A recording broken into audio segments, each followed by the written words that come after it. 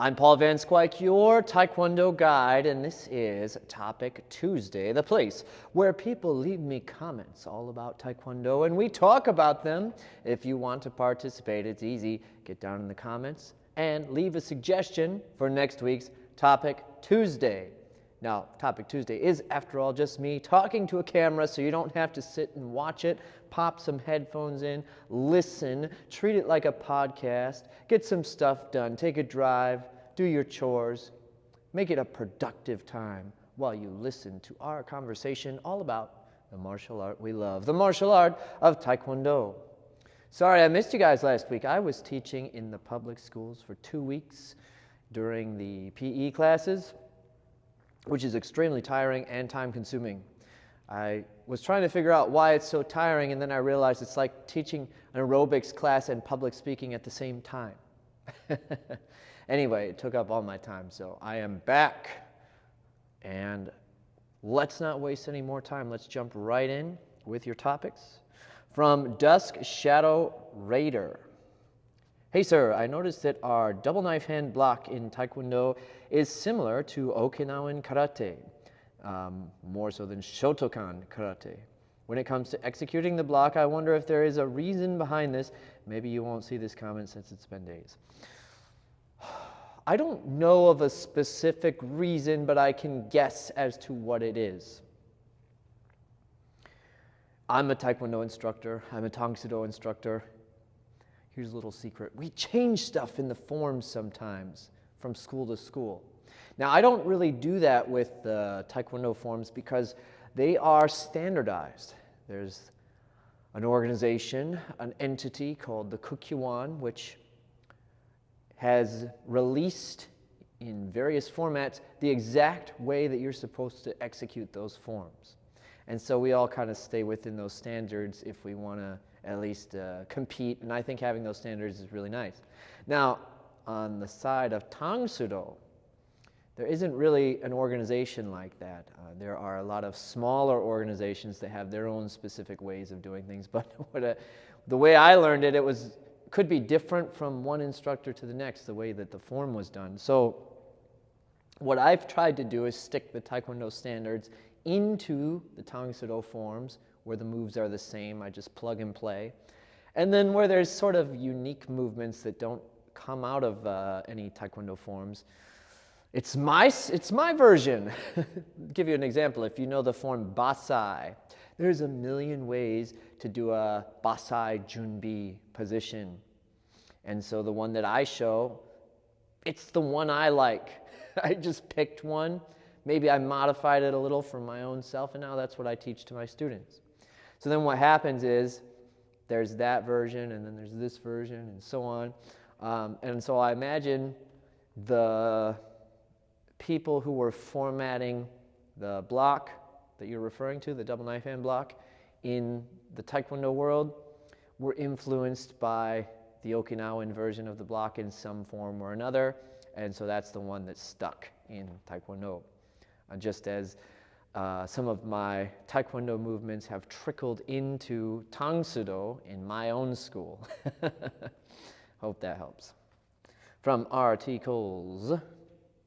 Okay, here is a question. My dojang offers Judo in addition to Taekwondo. I inquired about taking Judo in addition to Taekwondo once I get my first dan. I'm currently a red belt. My instructor is very apprehensive because of my age, 52, and my visual impairment, legally blind. However, I am confident I would do well given my ability to compensate for my impairment. I'm a former triathlete, swim instructor, and over 25 years as an educator. The fact that there are adaptations in Judo for the visually impaired and my emphasis on mobility, conditioning, and technique is within the limitations that I have become well acquainted in my life.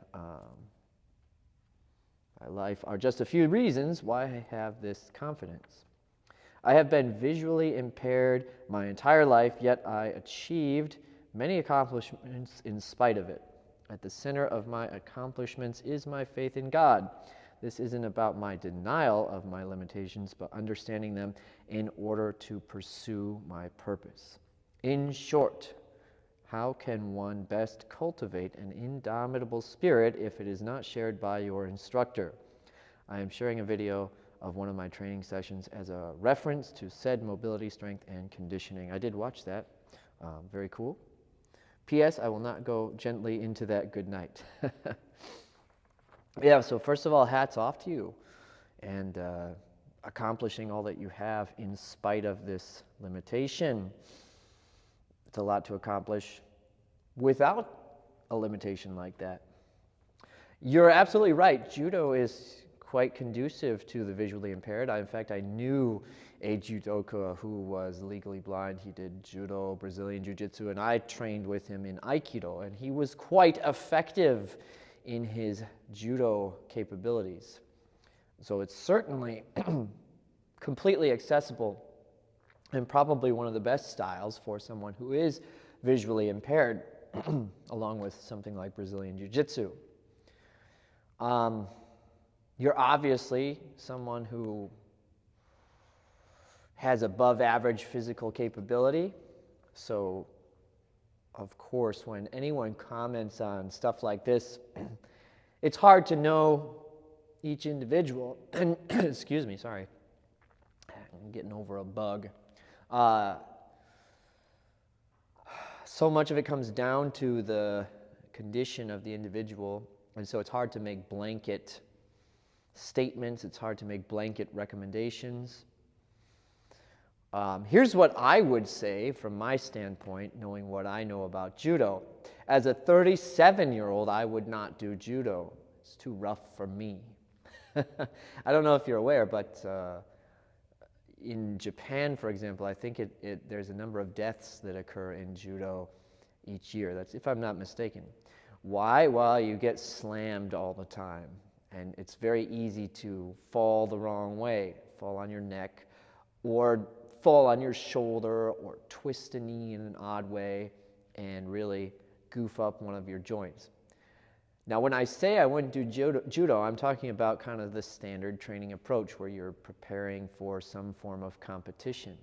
If there were a much more laid-back form of judo, then certainly that might be something I could entertain. But judo, in its competitive sense, is something I wouldn't even approach at 37 years old. Certainly wouldn't approach it in my 50s as something that has the appropriate risk-reward ratio for me. Now, that's not a decision I can make for you, and maybe your body would be much more tolerant to that kind of stuff. But I would suspect that your instructor is not trying to squash your indomitable spirit, but that your instructor is simply looking out for your well-being.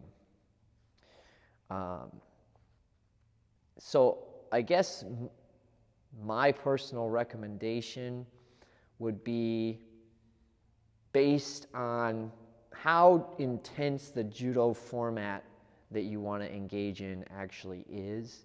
If it's a bunch of young bucks who are looking to compete every other weekend and they just slam each other around and they're not accommodating to someone who's maybe not looking to do that, I can't say it'd be something I would recommend to a 52-year-old.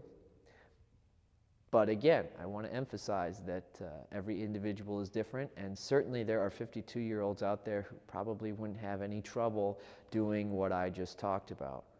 So you have to base it on, to some extent, your own understanding of your body. But just be aware, judo, fantastic style, very demanding. We do a lot of the judo throws and break falls in hapkido training, and they're hard to take, and that's in a more controlled format.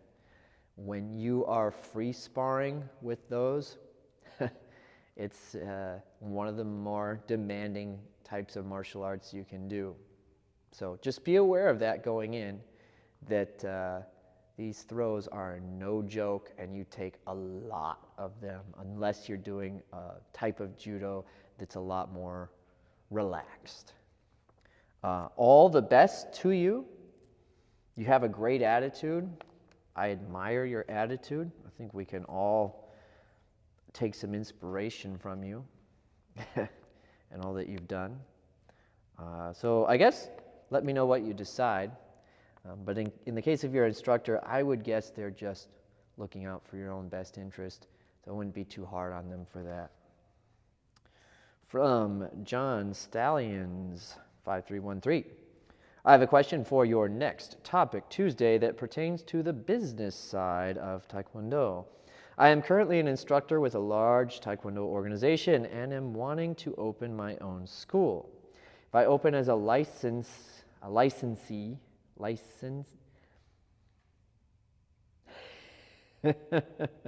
I know this word, licensee, under their name and brand, I will be paying a large startup fee as well as a monthly license fee.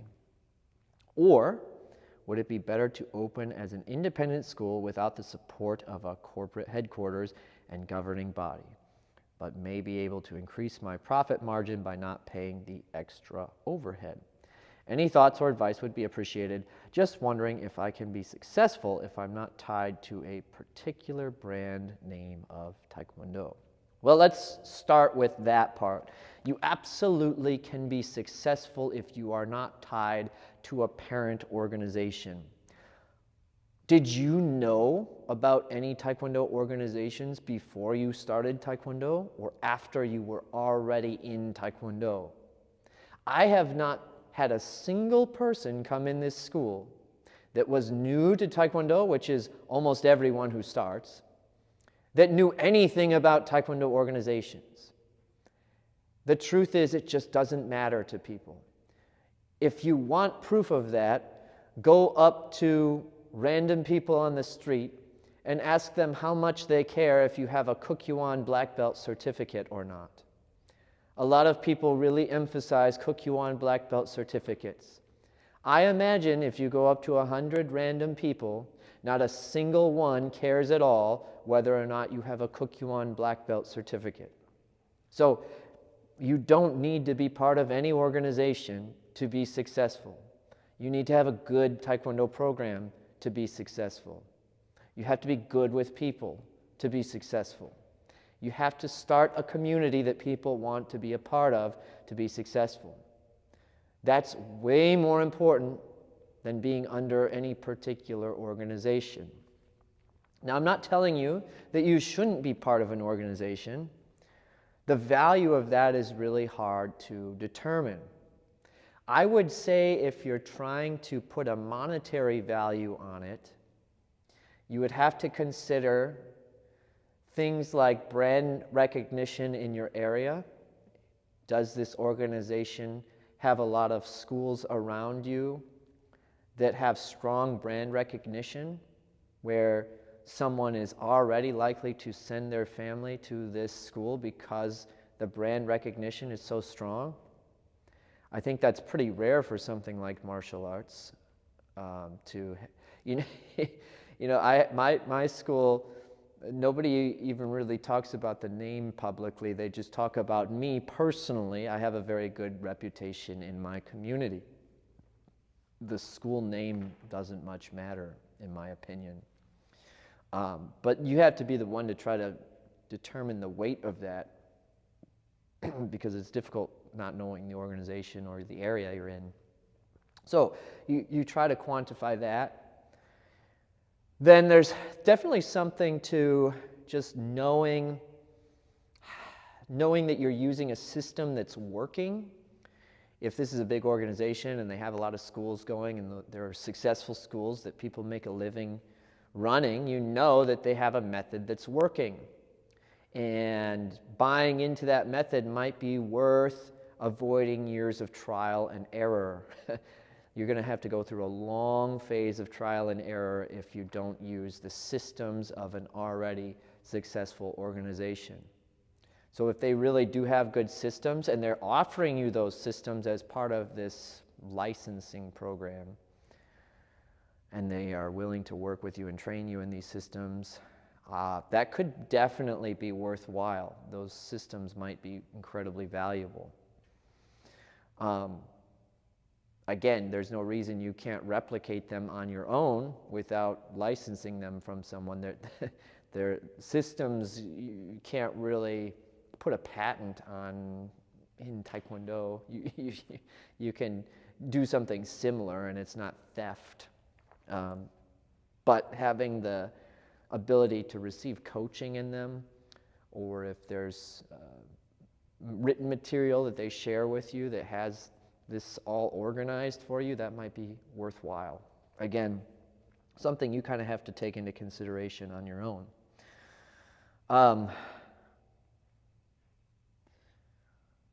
What I would say is, if you do decide to go your own route, which might be the best option for you, I would strongly encourage you to do it with honor, because if you do that, you will be a competitor of the instructors who trained you. And I do think it's pretty low for a student to open up shop right next to their instructor and then take from their students. If you do that, I think if you want to go your own way, that's fine. But I would strongly encourage you to do so away from the organization you came from, so you're not stepping on their toes. I think that's the honorable approach to going your own way. The only reason you would ever want to compete with your instructors is if for some reason they were doing terribly shady things and the best thing you could do was get students away from them.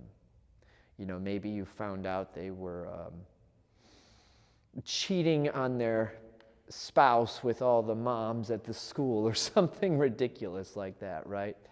Maybe then they've lost the sort of moral ground to have the right to not have their students compete with them.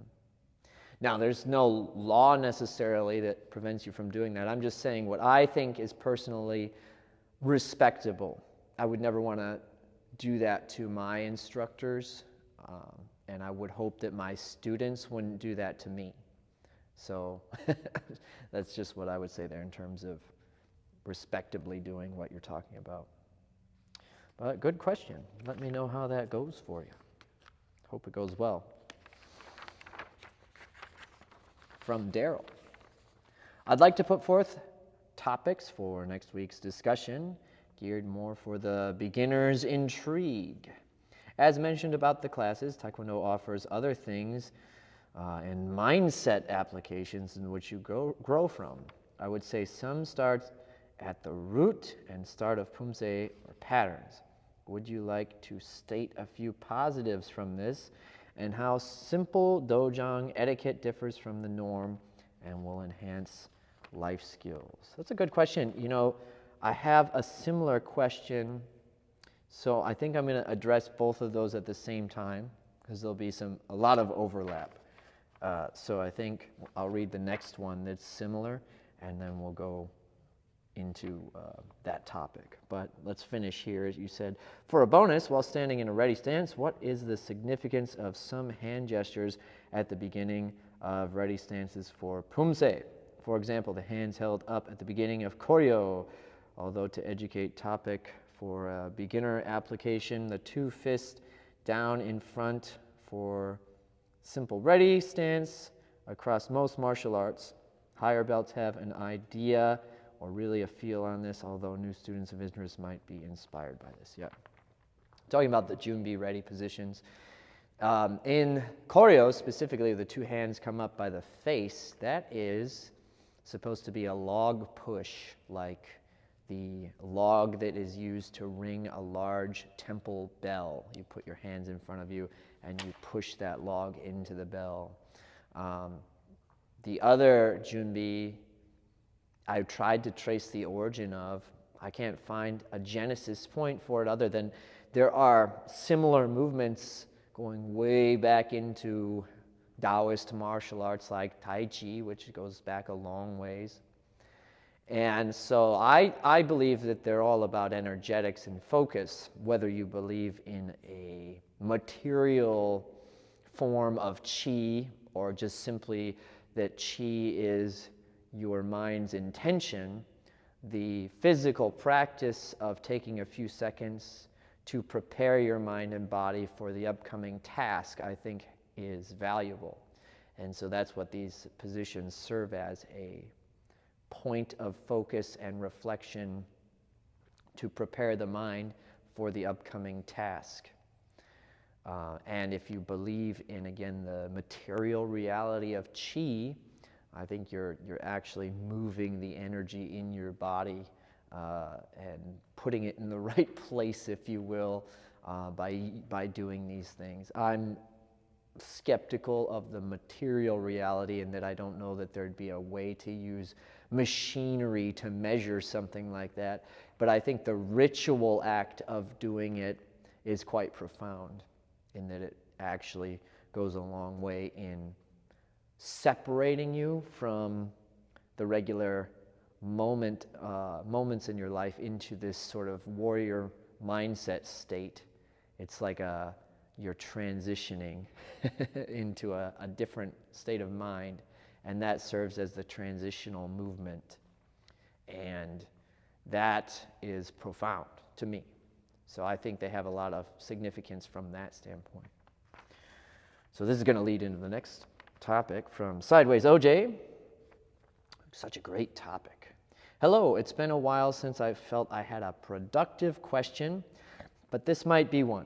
My kids and I train at a dojang that is a bit casual/dismissive when it comes to some of what I consider to be valuable features of traditional East Asian martial arts, namely bowing appropriately when entering and exiting the mat space, amongst some other matters of good manners and protocol.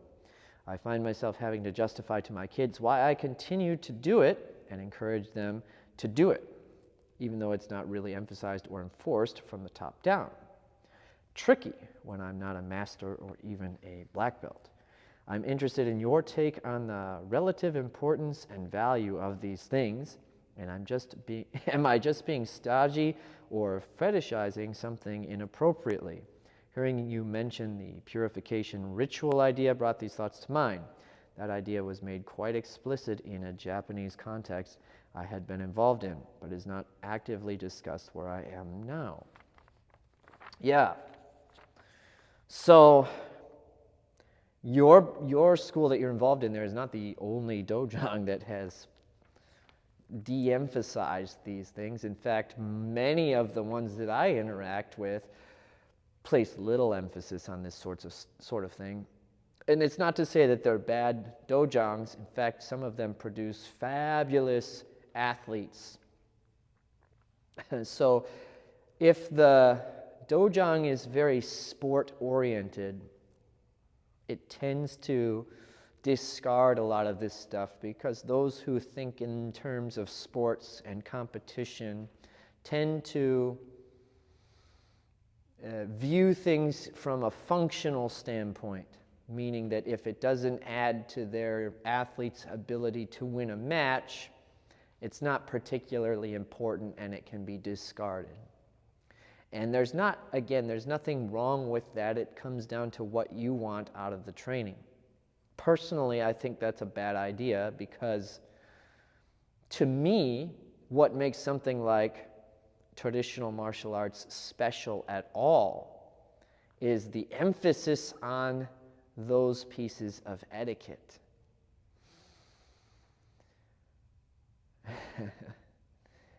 Taekwondo is an interesting martial art because, on the one hand, you could do it as a pure sport. You could do it as something like boxing or wrestling. And you could discard all of those things and have a perfectly viable combat sport that's fun for its practitioners to participate in. On the other side is the deep traditional heritage. And I think from the top down, the goal was to fuse these two elements together. But it tends to be that you have schools that perform mostly in one area or the other.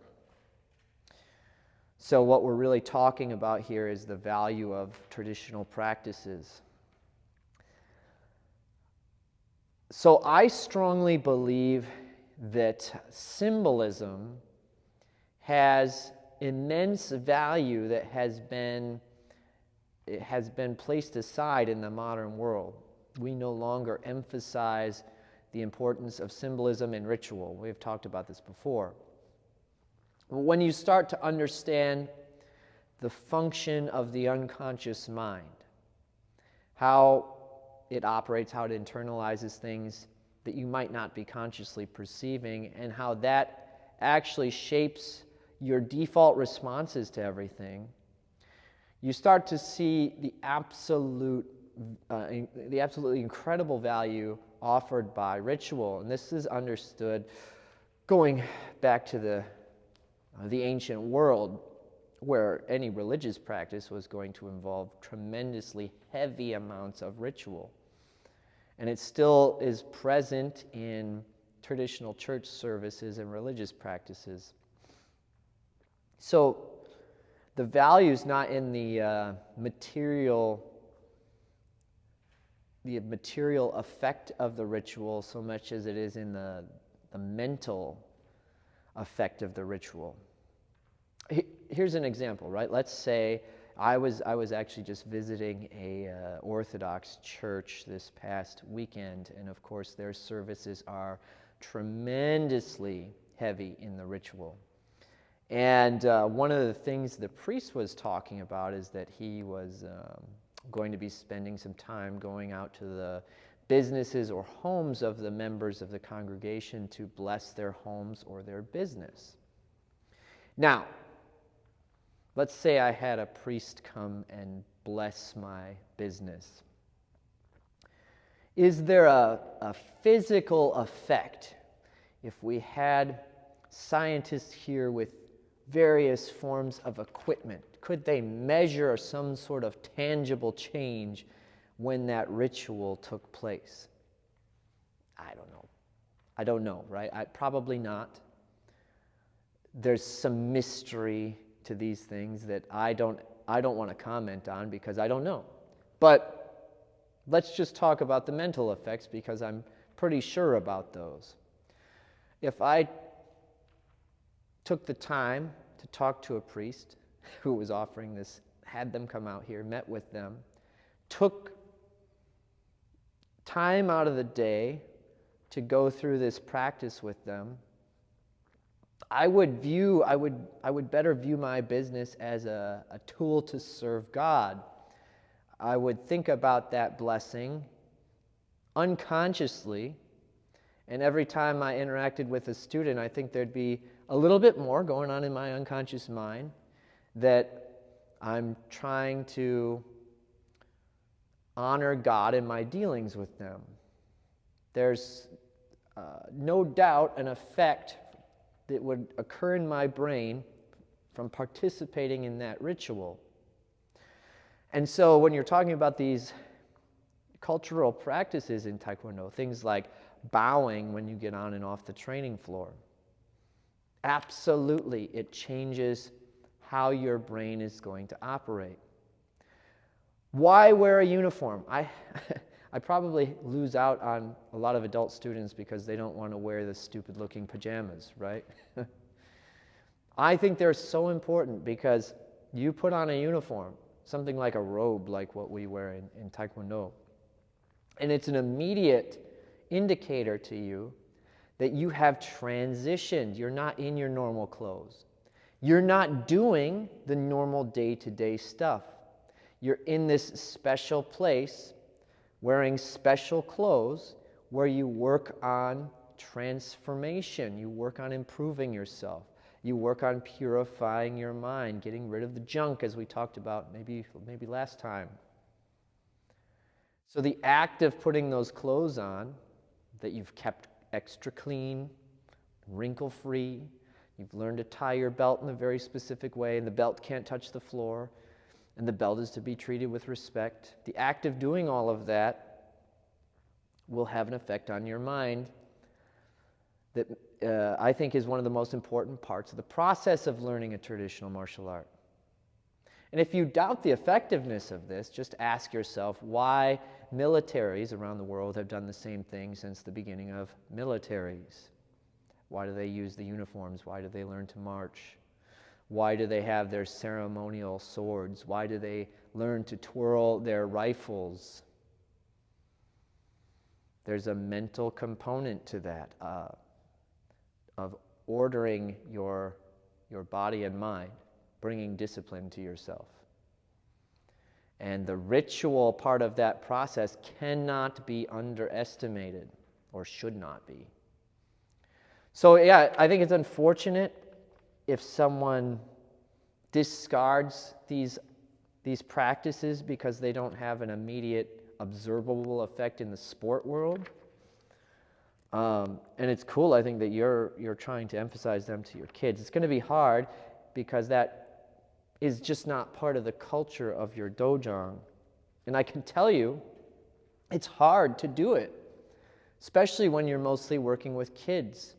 The last thing they want to do is stop and do a slow bow when they get on the mat. It's something I remind people of constantly. All of these various things I have to remind people of all the time. There's a lot of work to do that, but I think it's worth it because I think that's what makes traditional martial arts unique. We don't have this stuff in the modern world anymore unless you're part of a traditional religious practice, which most people are not. We don't have coming of age rituals. About the only ritual people go through anymore would be graduation and marriage, and I guess funerals, right? Maybe there's some others I can't think of off the top of my head, but those are the three I can think of. That's not a lot, because the mind interprets reality through a narrative form. We see the world through stories. That leads nicely into the next question, which is from Lyndon King, 2476. Forgive me if you have already answered a comment about this live already, but I have a question for you about acquiring rank. In the dojang I currently train at, it's a WT school, it is permissible to attain a new rank every 2 months. I don't know if that's typical or not. Basically, you can get your black belt in about a year. What are your thoughts about achieving rank in Taekwondo? How arduous do you think it should be, and what do you expect of your students to achieve a black belt? What are the markers of a black belt to you? So the first thing I'd say is that bear in mind that rank does not have any indicator of skill in any universal way. So a black belt next door does not have to do the same things as the black belts I train. And that's the truth across the board. Every school is going to be different. Every black belt's personal skill sets are going to be different. So it's hard to, I guess what I'm saying is you could have a program that is teaching you all the right stuff, very talented teachers, very talented athletes, and they all get their black belts quickly. There's nothing necessarily wrong with that. I will say it's faster than anywhere I've ever heard of before.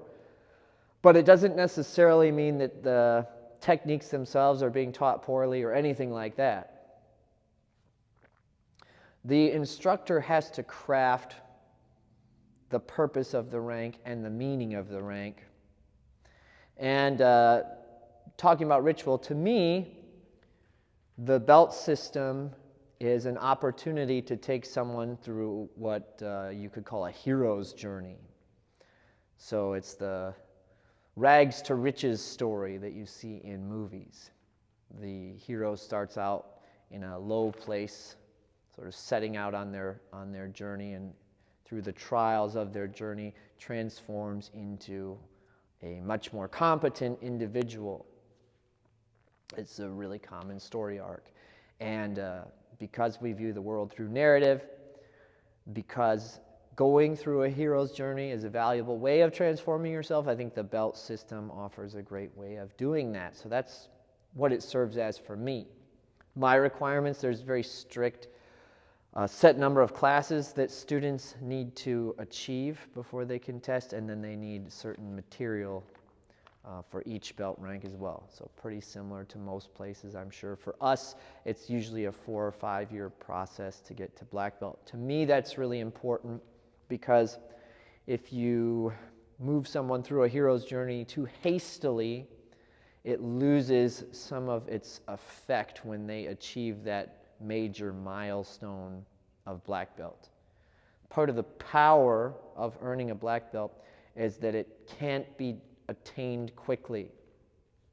And I think divorcing that from skill in some way is important. So as an example, I have a student who is about halfway to black belt but can probably beat up just about everybody at the school. Very talented, athletic student. Should that student move up in rank faster because they're more gifted than the other students? No, I think that would lower the value of the experience of going through that hero's journey. Time is part of the ritual in a way that is profound to the end result of the experience. So, you could just imagine if you earn something, even if it's difficult, if you earn it in a month, it's very different from something that you earn in 4 years. So for me, time is a major component, and then of course learning the material.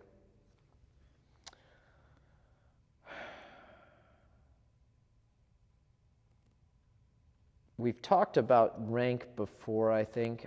I don't think it should be tied to one's fighting ability. I think it should be something that's individualized. So of course there's going to be certain standards that everybody has to meet, but a 55-year-old is not going to have the potential to kick like a 20-year-old. So if you make your standards geared more toward a 20-year-old, you're going to exclude an entire group of people. Likewise, if you're okay with child black belts, which I am, if they put in their time and they put in a lot of work, I think they should be rewarded for that. If you give them too much to memorize, for example, it might be something that's just not realistically attainable for someone that age. So I don't like to view the black belt as a marker of any sort of competency, even though it is to some extent. For me, it's all about taking the student through a long-form ritual.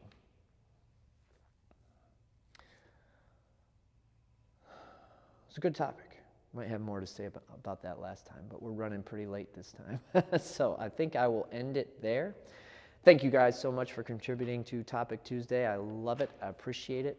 Hope you found value from it. Don't forget, you can check out my site, tkdguide.com, for some free Taekwondo training material. Otherwise, until next time, enjoy your training.